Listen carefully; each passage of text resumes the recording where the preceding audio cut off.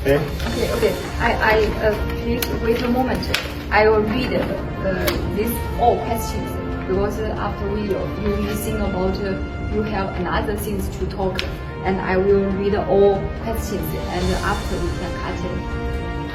I will read already. In both Thailand and China to learn and be able to exchange between themselves how they are able to develop and make use of this new technology to a much better future for both of them when they are grown up, when they become the grown-up people in their respective countries.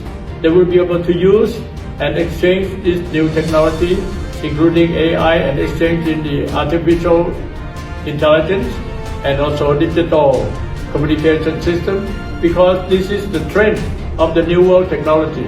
And I believe that both Thai students and Chinese students are able to, and of all the foreign countries in the world, there's only one country, that China. The Chinese people can say, Zhong Tai Yi Jia Jin. Don't forget that. 我们这一期的节目是为了庆祝中泰建交50周年。现在我们隆重的介绍一下我们今天的嘉宾龚特朗吉。他对学子充满信心。我们期待在您的推动下，泰中两国在教育和文化基石等领域开展。